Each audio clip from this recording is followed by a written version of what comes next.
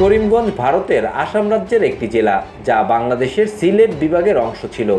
1947 সালে ব্রিটিশ উপনিবেশের অবসানের পর ভারত ও পাকিস্তানের মধ্যে সীমান্ত নির্ধারণের জন্য রেড ফ্লিক লাইন প্রণোদিত হয়। এই লাইন অনুযায়ী সিলেট জেলার বেশিরভাগ অংশ পাকিস্তানের অন্তর্ভুক্ত হলেও করিমগঞ্জ ভারতীয় ভূখণ্ডে চলে যায়। এটি মূলত সিলেট জেলার মুসলিম সংখ্যাগরিষ্ঠ জনগণের ইচ্ছার বিরুদ্ধে ছিল, কারণ তারা পাকিস্তানে যোগ দিতে চেয়েছিল। 1947 সালের সিলেট গণভোটের ফলাফল অনুযায়ী করিমগঞ্জ ভারতীয় ভূখণ্ডে অন্তর্ভুক্ত হয়। তবে এই সিদ্ধান্ত স্থানীয় জনগণের ইচ্ছের বিরুদ্ধে ছিল, যা পরবর্তীতে বাংলাদেশের স্বাধীনতা সংগ্রামের সময় উল্লেখযোগ্য ভূমিকা পালন করে।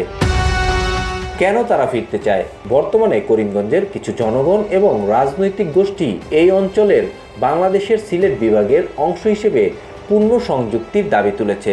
এই দাবির পেছনে কয়েকটি কারণ রয়েছে। এক, ঐতিহাসিক ও সাংস্কৃতিক সম্পর্ক।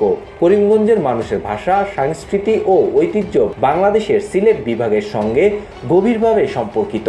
দুই, অর্থনৈতিক ও সামাজিক সংযোগ। সিলেট বিভাগের সঙ্গে করিমগঞ্জের ব্যবসা বাণিজ্য ও সামাজিক সম্পর্ক দীর্ঘদিনের। তিন, রাজনৈতিক ও আঞ্চলিক অনুভূতি। বাংলাদেশের স্বাধীনতার সংগ্রামের সময় করিমগঞ্জের জনগণ পাকিস্তানের বিরুদ্ধে ছিল, যা তাদের বাংলাদেশের প্রতি আনুগত্যের অনুভূতি সৃষ্টি করে।